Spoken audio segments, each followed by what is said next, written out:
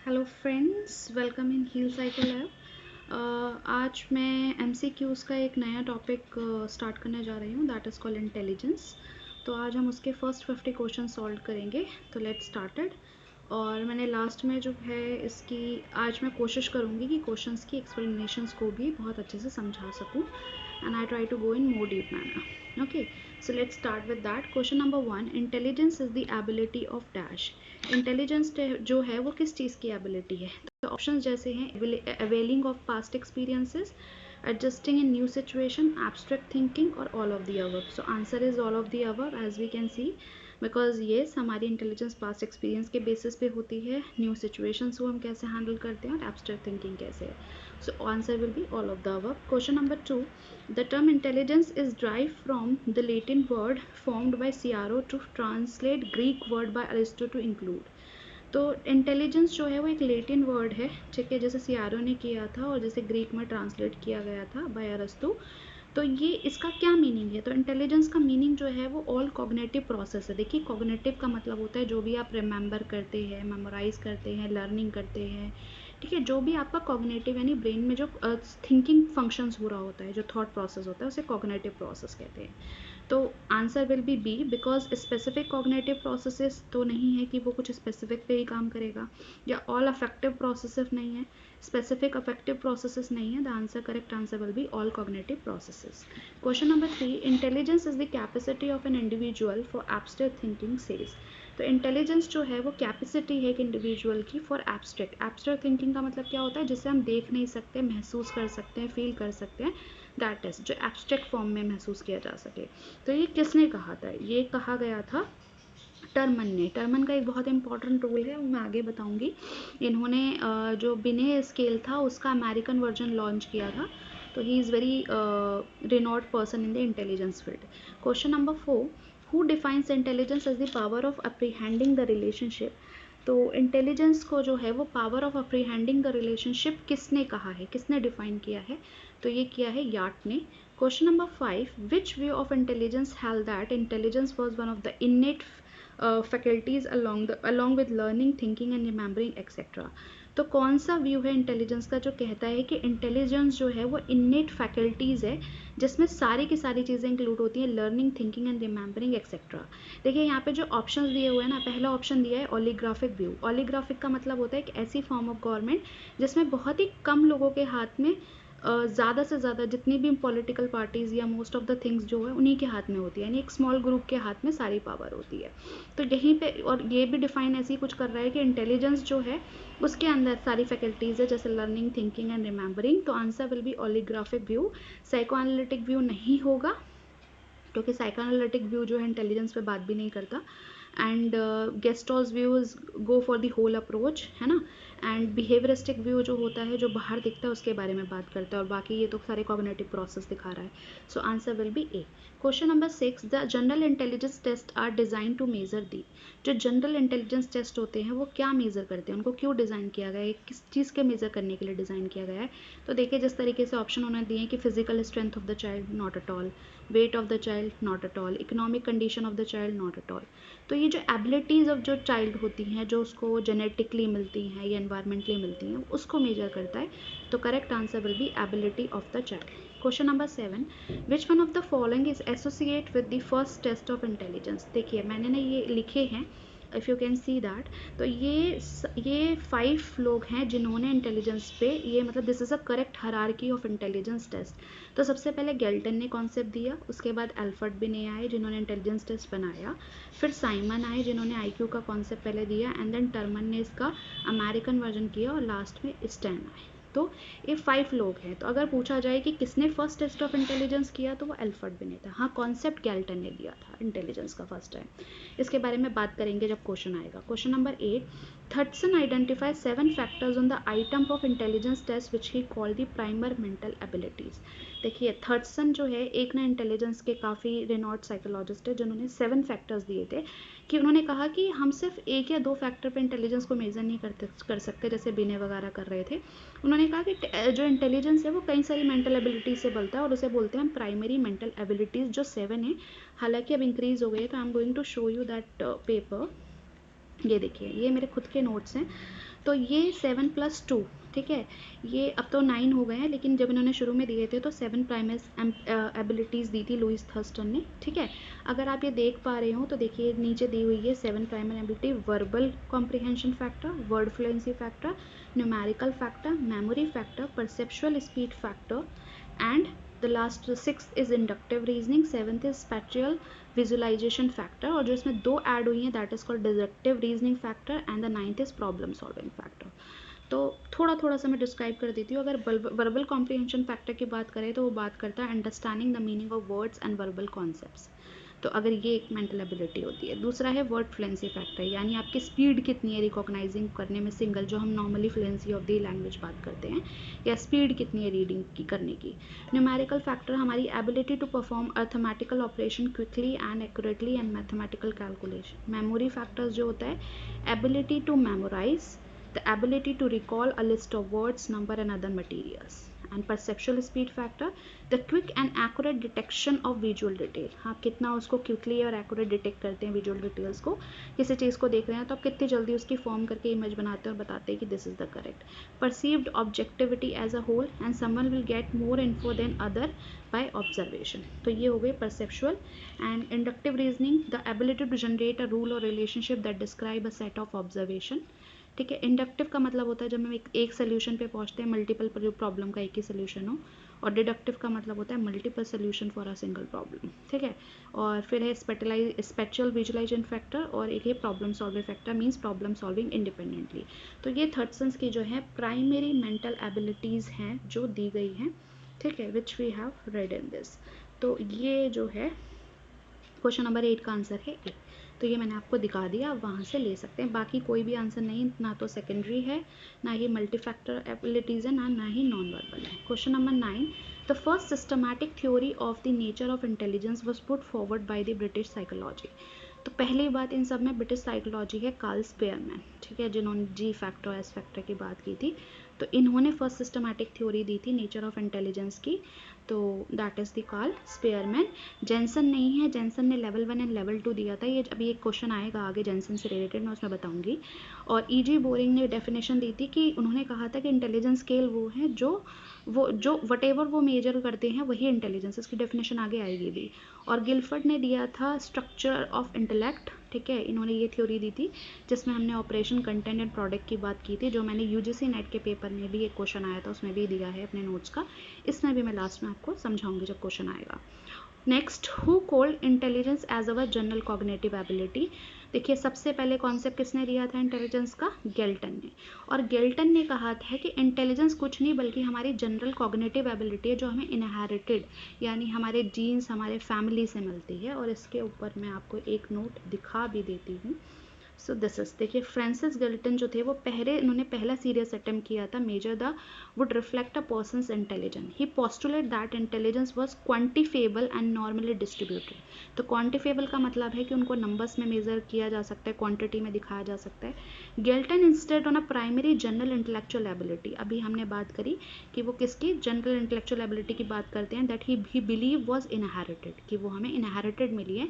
ये Charles Darwin के cousin थे, और इन्होंने पहली बार मेजर ऑफ इंटेलिजेंस का जो एक्सप्लोर किया था वो 1884 में किया था। और इन्होंने 2 स्ट्रॉन्ग कन्विक्शन बताए थे इंटेलिजेंस के बारे में। पहला, इन्होंने बताया कि इंटेलिजेंस कुछ नहीं बल्कि matter of superior perceptual and physical attributes है, ठीक है, मतलब आप सुपीरियर परसेप्चुअल रखते हैं और फिजिकल एट्रीब्यूट्स से इंटेलिजेंस, उन्होंने एक उस तरह से डिफाइन किया। और दूसरा उन्होंने बताया कन्विक्शन कि intelligence was inherited with some family showing clear biological superiority over others, जो डार्विन भी कहता था फिटेस्ट ऑफ द फिट, तो वही वाली बात इन्होंने भी कहीं ना कहीं कही है। तो that is the Francis Galton is the answer, ठीक है। So we were on the question, तो ये हमारा हो गया 14 develop by the Francis Galton. Lewis Thurstone के भी मैं दिखा चुकी हूँ 7 प्राइमरी मेंटल एबिलिटीज। वेस्लर के हम इंटेलिजेंस केस की बात अभी करेंगे आगे। और एल्फ्रेड बिने हम जानते हैं is the first person who made intelligence test. Question number 15, Galton develops test of intelligence by measuring task requiring, तो इसमें आंसर है परसेप्चुअल मोटर स्किल्स, ठीक है। सो प्रॉब्लम सॉल्विंग नहीं है, रीजनिंग नहीं है, ऑल ऑफ द अबव नहीं है, answer is perceptual motor skills. Question number 16, according to Binet, intelligence is the characteristics of an individual thought process that enable him. तो बिने के हिसाब से जो है इंटेलिजेंस के क्या क्या करेक्टरिस्टिक्स है, वो एक तरीके का थॉट प्रोसेस है जो एक इंसान को इनेबल करता है। क्या क्या करने में इनेबल करता है? पहला, to take and maintain a direction without becoming distracted, तो एक डायरेक्शन मेंटेन करने में विदाउट डिस्ट्रैक्शन के। Second, to criticise his own attempts problem solution. And third, to adapt means to ends. तो ये सारे के सारे इंटेलिजेंस करेक्टरिस्टिक्स हैं विनय के, जिसका मतलब answer is all of the above. Question number 17, general intelligence test are aptitude test. देखिए डिफरेंस समझिए, achievement test and aptitude test. What is achievement, what is aptitude? Achievement test वो होते हैं जो स्कूल्स में होते हैं, जैसे हमने कोई लर्निंग की और उसके बाद उसके बेसिस पे उसका टेस्ट लिया गया, उसे बोला जाएगा achievement test. Getting my point? Understand? Achievement test वो होता है जिसकी पहले लर्निंग हुई हो और उस लर्निंग के बेसिस पे उसका टेस्ट लिया जाए, उसको इवेल्युएट किया जाए, that is called achievement test. And aptitudes को लर्न नहीं किया जाता है, एप्टीट्यूड इनबिल्ड होता है, जो हमारी कैपेबिलिटी होती है, जो हमारा इंटरनल होता है। जैसे अगर मैं कह रही हूँ कि किसी के अंदर मैकेनिकल एप्टीट्यूड है, तो वो उसके अंदर मान लो इनहेरिटेड है या इनबॉर्न है, तो वो उसको कोई लर्निंग, एक तो हो गया कि आपने मैकेनिकल इंजीनियरिंग की है ना, उससे you have learn, but this is about like कि आपके अंदर मैकेनिकल एप्टीट्यूड है, तो वो एप्टीट्यूड आपको उस प्रोफेशन में जाने में ज़्यादा हेल्प करेगा। तो अचीवमेंट और एप्टीट्यूड में यही डिफरेंस होता है कि अचीवमेंट में लर्निंग पहले होती है और उसको फिर इवेल्युएट किया जाता है, जबकि एप्टीट्यूड में लर्निंग नहीं होती, वो इनबिल्ड होता है। अंडरस्टूड? सक्सेस टेस्ट और परफॉर्मेंस टेस्ट तो आपको पता ही है, जो अभी आएगा भी आगे, कि जिनमें आप वर्बल की जगह चीज़ें परफॉर्म करवा के देखो, ठीक है। So correct answer is aptitude test. Next question number 18, who define intelligence as the capacity to do well in an intelligence test? यही मैं बात करी थी, boring, easy boring. Easy boring ने कहा कि इंटेलिजेंस जो होती है वो ऐसी कैपेसिटी होती है कि आप इंटेलिजेंस टेस्ट पे कितना अच्छा कर लेते हैं, यही इंटेलिजेंस है। तो आंसर ये गिवन बाय है easy boring. Question number 19, Spencer viewed that intelligence is the capacity of the organism to adjust itself to an increasingly dash। देखिए जाहिर सी बात है, इंटेलिजेंस अभी मैं शुरू में भी पढ़ा था, उसमें एक ऑप्शन भी था कि आप कितने अच्छे से एनवायरनमेंट में घुल मिल जाते हैं, that is also called intelligence. तो स्पेंसर ने कहा है कि इंटेलिजेंस एक ऐसी कैपेसिटी है जिससे एक ऑर्गेनिज्म जो है अपने आप को एडजस्ट कर सकता है एक कॉम्प्लेक्स एनवायरनमेंट में, ठीक है ना, जहाँ पे अलग अलग तरह की चीज़ें होंगी, which is very difficult. Temperament अलग अलग हो जाता है, creativity is not part of this. तो correct answer is complex environment. Question number 20, E.L. Thorndike held that intelligence is a combination of different abilities functions at 3 different levels। तो Thorndike ने intelligence का combination जो बताया, उन्होंने कहा कि ये 3 डिफरेंट लेवल्स ऑफ कॉम्बिनेशंस होते हैं। तो he has told about this. Question number 21, who consider G factor as a kind of well or spring of mental energy that flows into everything that an individual does to meet his day-to-day needs? देखिए Karl स्पेरमैन ने उसने दिया था intelligence को 2 parts में divide किया था। He said the intelligence is a part of G factor और S factor. G means general और एस मीन्स स्पेसिफिक। तो जनरल जो होता है that is related to our, जो हमें इनहेरिटेड, जो हम लर्न नहीं करते, कुछ लैंग्वेज से नहीं सीखते, वो जेनेटिकली या इनहेरिटेड होता है, जबकि स्पेसिफिक होता है वो एनवायरमेंटल बेस पे लर्न होता है। मैं इसका दिखा भी देती हूँ, इसमें नोट ऐड किया है 21, ये रहा जी फैक्टर यानी जनरल यानी यूनिवर्सल, और एस फैक्टर स्पेसिफिक एबिलिटी। तो जी का है इट इज़ अ यूनिबोर्न, ये देखिए यूनिवर्सल इनबोर्न एबिलिटी, यानी यूनिवर्सल है और इनबोर्न होती है सबके अंदर। और it is a general mental energy, it is constant, ठीक है, ये बहुत डायनेमिक या चेंजेबल नहीं होती है। और यहाँ पे अमाउंट ऑफ जी जो होता है वो डिफर होता है सब में, हर किसी की कैपेसिटी अलग अलग होती है इसमें। And it is use every activity of life. And अगर किसी इंसान में जी फैक्टर ज़्यादा है तो वो उतना ही सक्सेसफुल होगा लाइफ में, ठीक है। और वही हम एस फैक्टर की बात करें तो वो कहता है ये लर्नड है और ये एक्वायर्ड है, हमें एनवायरनमेंट से, ये हमें मिलता है, ना कि हमारे अंदर होता है। और ये वेरीज करता है activity to activity in the individual, और individual differ in the amount of S ability, सब में एस अलग अलग हो सकता है। तो that is about this Spearman theories of intelligence, और ये रैंक को रिलेशन के लिए भी बहुत फेमस माने जाते हैं। सो that is question number 21 I have finished, है ना। सो that is 21. Let's talk about 22. Who developed the idea of 3-dimensional model of intelligence, that is J.F. Guilford। और यही मैं आपको दिखाना चाह रही थी। गिलफर्ड ने एक मॉडल दिया था जिसे हम बोलते हैं स्ट्रक्चर ऑफ इंटेलेक्ट। मैं दिखाती हूँ उसको कैसे। देखिए ये है गिलफर्ड स्ट्रक्चर ऑफ इंटेलेक्ट, ये पिक्चर मैंने A.K. सिंह से ली है। And I just want to show you कि कैसे लगता है। तो अगर आप इसमें देख पा रहे हो तो देखिए कंटेंट, प्रोडक्ट, ऑपरेशन दिख रहा है। तो अगर आप ऑपरेशन की बात करें तो यहाँ पे देखिए evaluation, diversion, conversion, memory recording, cognitions, ये सब हैं। कंटेंट में आपका behavioural, semantic, symbolic, auditory, visually है। एंड प्रोडक्ट में unit, class, relation, system, transformation, implication, ये है स्ट्रक्चर ऑफ इंटेलेक्ट मॉडल। और ये मैं आपको अपने नोट से भी दिखा देती हूँ। तो दिस इज़, ये देखिए ऑपरेशन, कंटेंट, प्रोडक्ट, ठीक है। तो ऑपरेशंस के पार्ट आपको दिख ही रहे होंगे, cognition, memory, conversion, thinking. And यहाँ पे आपको दिख रहा होगा divergent thinking and evaluation. And अगर आप बात करें यहाँ कंटेंट की, तो कंटेंट में आपको दिख ही रहा होगा visual content, auditory content, symbolic content, semantic content, behavioural content. And then if you go to the product then you'll get unit, classes, relation, system, transformation, implication.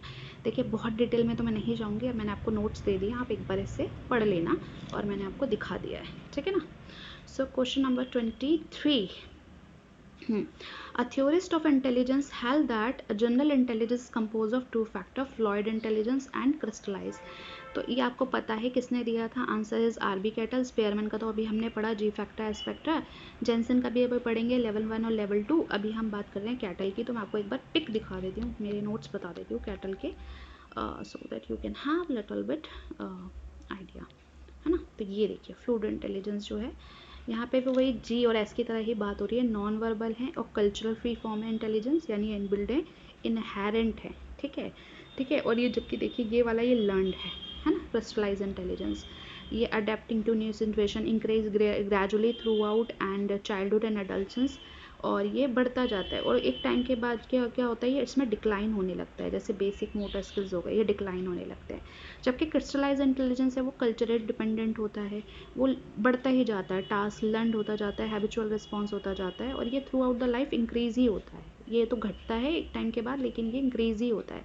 जैसे अगर आप कोई ड्राइविंग करना जानता है तो उसकी ड्राइविंग अच्छी होती जाएगी, डांस करना जानता है, कोई भी ऐसी चीज़ है जो लर्न होता है, तो ये आफ्टर 40 इंक्रीज होने लगती है, ठीक है। तो that is called crystallise intelligence. So that is, and the question number is 24. The composition of intelligence in terms of intellectual breadth and intellectual aptitude. देखिए इसको अंडरलाइन कर लीजिए, intellectual breadth and intellectual aptitude was described by, तो ये किसने describe किया था, A.R. Jensen ने। गिलफर्ड का मैं मॉडल अभी दिखाई चुकी हूँ आपको, है ना, स्ट्रक्चर ऑफ इंटेलेक्ट। एंड थर्डसन का भी मैं आपको प्राइमरी मेंटल एबिलिटीज बता चुकी हूँ, Alfred Binet's intelligence test who made first time. तो question number 24 I am going to show you कि जेनसन का क्या है। मैंने ए के सिंह से ही इसकी पिक्चर ली है, उन्होंने इसको दिया हुआ है, ये देखिए intelligence as a 2 level of, ये देखिए यहाँ पे देखिए इन्होंने 2 लेवल ऑफ प्रोसेसेस लिए हैं। At 1 level found is associative intelligence and the another is abstract intelligence. इसी को ये कहते हैं लेवल 1 और लेवल 2 ऑफ इंटेलिजेंस, ठीक है ना। तो ये बात है, तो आप यहाँ से एक बार पढ़ लीजिएगा, ठीक है ना।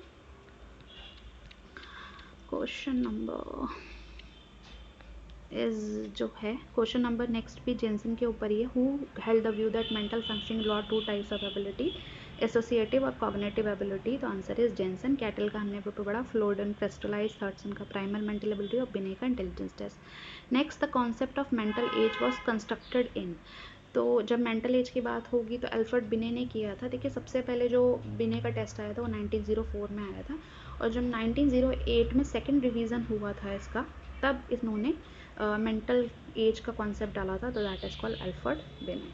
Next question number 27, the very term intelligence question was introduce by, IQ का कॉन्सेप्ट किसने दिया था, तो विलियम स्टेन ने दिया था। और मैं भी आगे आपको सारे कॉन्सेप्ट बता भी चुकी हूँ कौन कौन थे। तो सबसे पहले गैलेटन आए, दूसरे लेवल पे बिने थे, तीसरे पे साइमन थे, चौथे पे टर्मन थे, एंड लास्ट में स्टैन थे, है ना। Next question number 28, IQ is based on the ratio between mental age and chronicle age. देखिए IQ ये क्यों है, देखिए पहले ना ये रेशियो ही था, लेकिन रेशियो को हटाने के लिए, ताकि हमें पॉइंट ना लगाने पड़े, तो हम मल्टीप्लाई बाय 100 करते हैं। तो that is the correct answer, based on the ratio between mental age and the chronological age. Question number 29, Thurstone theory intelligence popularly known as multiple factor theory. ठीक है, और ये अभी हमने पीछे भी देखी थी। Next question number 30, the person of average intelligence capable, वो क्या बन सकता है, तो क्लर्क बन सकता है, क्योंकि बाकी के लिए थोड़ा सा एक ज़्यादा IQ चाहिए। Next, the simplest intelligence test constructed by Florence Goodenough. पहला अगर आपने सुना होगा draw good enough man test, ये एक तरीके का कल्चर फेयर फ्री टेस्ट है, जो एक तरीके का IQ टेस्ट है। ठीक है, तो इसमें ना 3 पिक्चर्स बनानी होती है, एक मेल की, एक फीमेल की और एक अपनी। तो that is the intelligence test, और ये है सिंपलेस्ट इंटेलिजेंस टेस्ट। फ्लोरेन है, बिने ने अल्फर्ड बिने दिया था। रावन प्रोग्रेसिव मैट्रिक्स आप जानते होंगे, जिसमें पिक्चर्स जो दिखानी होती है कि नीचे एक पिक्चर होती है, उसको कंप्लीट करना होता है नीचे 6 ऑप्शन में से। एंड 32 जो है वेस्लर, आपको पता ही है ना, जो जनरल क्लिनिकल उसमें यूज़ होता है, परफॉर्मेंस और वर्बल टेस्ट।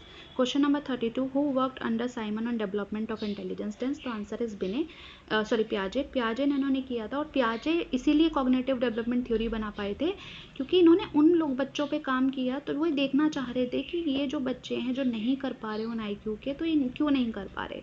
और इन्होंने अपने बच्चों के ऊपर ही पहले ही कॉग्निटिव डेवलपमेंट्स देखे थे, जिन्होंने 4 स्टेजेस दिए ना अपने उनकी। तो दिस इज द पियाजे has done because of this intelligence that, तो उन्होंने अपनी वाइफ के साथ मिलके किया था। ठीक है, question number 33, the first group test of intelligence was the Stanford Binet. तो पहला ग्रुप जो है ये है, देखिए टेट इंटेलिजेंस टेस्ट है नहीं, थीमेटिक अप्रिसिएशन जो है, और कैट भी नहीं है, बिकॉज ये भी एक तरीके का प्रोजेक्टिव टेस्ट है। तो answer will be Stanford Binet. Question number 34, a person who is able to discover relation among symbol and solve problem has. देखिए जब भी आप रिलेशनशिप फाइंड आउट कर रहे हैं, तो एंड किस में फाइंड आउट कर रहे हैं, सिंबल एंड प्रॉब्लम्स में, तो that will be abstract intelligence, है ना, क्योंकि इसमें सोशल वर्बल वैसी कोई बात तो हो नहीं रही। Next question number 35, the individual intelligence test administered to only one. तो इंडिविजुअल टेस्ट का मतलब भी होता है कि वो एक ही बंदे पे अप्लाई होगा एट अ टाइम, और जबकि ग्रुप टेस्ट जो होते हैं वो दो या दो से ज़्यादा लोगों पे एक साथ अप्लाई किए जा सकते हैं। तो that is the difference between the individual test and group test. Question number 36, a intelligence test which makes use of language is called verbal test, है ना। अगर आप नॉन वर्बल में तो वो परफॉर्मेंस टेस्ट हो जाएंगे, है ना। इसलिए वर्बल टेस्ट को culture free fair free test नहीं कहते हैं, क्योंकि ये कहीं ना कहीं बायस्ड हो जाते हैं, कल्चर बेस्ड हो जाते हैं। Question number 37, some test are called verbal test because they require the use of. अब जब वर्बल की बात हो रही है तो जाहिर सी बात है भाई लैंग्वेज की ही बात होगी, है ना, because they use the use of language. Question number 38, Bhatia test of intelligence is a modified version of. तो वेस्लर का जो परफॉर्मेंस टेस्ट है ना कहीं उसी के ऊपर भाटिया बेटेड टेस्ट है, क्योंकि भाटिया टेस्ट जो है वो परफॉर्मेंस टेस्ट ही है। और एक और चीज़ मैं आपको बहुत अच्छी बताना चाहती हूँ which is very good to know, जब भी हम किसी और इंटेलिजेंस टेस्ट को अप्लाई कर सकते हैं तो हम मेंटल रिटार्डेशन को मेज़र कर पाते हैं, लेकिन भाटिया बैटरी उन्हीं पे लगता है जो बॉर्डर लाइन से ऊपर हो। It means Bhatia test of intelligence आप MR पे यूज़ नहीं कर सकते। अगर आपको कहीं भी लग रहा है कि वो बच्चा MR है तो आप भाटिया टेस्ट अप्लाई नहीं करेंगे। तो answer will be the Wechsler performance Bhatia test of the modified version of Wechsler. ठीक है, question number 39, Bhatia test of intelligence is basically design to test the rural literal population of India. देखिए मुझे भी नहीं पता था ये वाला, एंड मैंने इस पर फाइंड आउट भी किया on the basis of that कि मुझे यही मिला कि रूरल लिटरल पॉपुलेशन को मेज़र करने के लिए इंडिया की इसे बनाया गया था। ठीक है ना। 40, the first person who devise systematic test to measure intelligence of children was. तो ये हम पहले भी पढ़ चुके हैं, तो एल्फर्ड बिने थे, ठीक है ना। टर्मन ने तो अमेरिकन वर्जन बनाया था, वेस्लर ने बाद में ही आए थे, और जेंसन ने लेवल 1 और लेवल 2 दिया था। Next question number 41, psychologist use वेज to measure the intelligence of adult. देखिए वेज की फुल फॉर्म क्या है, वेस्लर एडल्ट इंटेलिजेंस स्केल। तो यहाँ पे अपने आप ही एडल्ट आ रहा है ना, तो इट मीन्स कि एडल्ट को मेजर करेगा, और ये जो स्केल होता है 6 to 16 ईयर्स के लोगों के लिए होता है। ठीक है, तो दैट इज सॉरी यहाँ मैं गलत हो गई, मैं इसको वो समझने लगी, विस्क 6 to 16 ईयर्स के लिए नहीं, ये अबव 16 ईयर्स के लिए यूज़ होता है, तो दैट इज़ कॉल्ड वेज। ठीक है, and question number 42, scientific measurement of intelligence was started by. तो सबसे पहले साइंटिफिक मेजर ऑफ इंटेलिजेंस किसने किया था, तो जाहिर सी बात है भाई एल्फर्ड बिने ने ही किया था। Next question 43, Guilford cubical model provides for. मैंने अभी आपको पीछे दिखाया और उसमें देखिए ऐसे कैसे 120 आया। उसमें जो है ऑपरेशन प्रोडक्ट कंटेंट 4 × 5 × 6 है। अगर आप ठीक से उसको क्यूब को जाके देखेंगे तो जब आप इसको मल्टीप्लाई करेंगे 4 5 से 20 एंड 26 से 120, so that's why got 120 factors of intelligence. हालांकि अब बढ़ गया है पर ओरिजिनल फॉर्म में यही था। ठीक है, next, Gilford concept of intelligence include what he is called, तो ये कन्वर्जेंट थिंकिंग के बारे में बात करते हैं, तो इसलिए इनका आंसर है convergent thinking. Question number 45, Vernon ने प्रपोज किया था elements of G factor theory and tie the multifactor theories can be combined to form. देखिए, बैरनर जो बंदा था इसने जनरल फैक्टर्स को लेकर मल्टीपल फैक्टर थ्योरी को ना एक हायरार्की बनाई थी। मैं उसका दिखाती हूँ आपको, व्हाट इज दैट हायरार्की। ये देखिए, ये देख रहे हैं बर्ट और बैनन की हायरार्किकल मॉडल। तो ये स्टूडेंट थे स्पेयरमैन के बर्ट, और ये इन्होंने कुछ इस तरीके से दिखाया हुआ है। ठीक है, ये मैंने इनकी शॉर्ट फॉर्म्स लिखी है, verbal educational ability, spatial mechanical ability, फिर माइनर ग्रुप फैक्टर्स हो गए, फिर इनके नीचे स्पेसिफिक फैक्टर हो गए, तो that is, so this is, आप उसका रेफरेंस ले सकते हैं। And the next is question number is, तो ये क्लियर हो गया, हायरार्किकल थ्योरी हो गई, हायरार्की है क्योंकि। Question number 46, who viewed the intelligence is an adaptive process that involves in interplay of biological maturation and interaction with the environment. हम पहले भी बात कर चुके हैं कॉग्निटिव डेवलपमेंट की, कि किसने ये सब देखा था कि प्रोसेस जो इन्वॉल्व है, इंटरप्ले करता है, बायोलॉजिकल और एनवायरनमेंट दोनों प्रोवाइड करते हैं, दैट इज कॉल्ड पियाजे। Next 47, the concept of IQ intelligence was proposed by William Stern in the year, ये हम पीछे भी देख चुके हैं, 1912 में इन्होंने दिया था ये कॉन्सेप्ट IQ का। Question number 48, the concept of deviation IQ was divide by. देखिए, डेविएशन IQ क्या होता है, मैं एक बार आपको समझाती हूँ। मान लीजिए ये ग्राफ है और आपका, हम जब ये IQ बनाते हैं तो ये 100 हम नॉर्मल IQ मान के चलते हैं, एवरेज IQ। लेकिन वेस्लर ने कहा कि थोड़ा बहुत IQ डेविएट भी कर सकता है, ये ±50 16 वैसे होता है, लेकिन इसको जनरली 15 लेते हैं, ±15। ठीक है, तो यानी अगर मान लो +115 है या -15 भी हो सकता है, तो कहीं ना कहीं इसे डेविएशन ऑफ IQ कहेंगे, रदर देन हम इसे एरर वगैरह कहेंगे, तो it will be the standard deviation. तो ये वेस्लर ने कॉन्सेप्ट किया था कि इसको हम अलग करने की जगह क्यों ना उसका पार्ट ही बना दे। अगर मैं इसके ऊपर अब बताऊंगी ना तो it is very deep concept. तो अगर आपको कोई किसी कॉन्सेप्ट पे वीडियो चाहिए होती है ना, तो आप लोग मुझे मैसेज करिए, अगर मेरे पास उस पर मैसेज आएंगे तो I make a video on that. Question number 49, the 6 Hughes-Hunt scales are designed to capture 6 different processes of cognitive development, all occurring with what Piaget labeled the। तो जितने भी 6 different process of cognitive development हैं वो पियाजे ने उसको क्या label किया है, सेंसरी मोटर स्टेज। सॉरी, मैं इसके बारे में भूल गई, मेरे पास इसके बारे में था, ये जो स्केल्स हैं। अगर कोई और क्वेश्चन आएगा ना आगे, मैं तो उसमें डाल दूंगी नेक्स्ट वाली वीडियो में। ठीक है, और क्वेश्चन नंबर 50 है, पियाजे theory of intelligence attempts to give a detailed description of logical reasoning. तो इंटेलिजेंस जो होती है वो क्या होती है, detailed description of logical reasoning है, how do you survive in the life and how do you logically give the reasoning, है ना। तो उन्होंने कॉग्निटिव की ही बात की है, तो वो रीजनिंग लॉजिकल रीजनिंग की ही बात करेंगे। So that's all about this video, and if you like that video please like and subscribe and share. Thank you so much. और अगर आपको कुछ और किसी भी, अगर आपको लगता है किसी कॉन्सेप्ट पे आपको डिटेल में वीडियो चाहिए तो प्लीज़ मैसेज में। Thank you.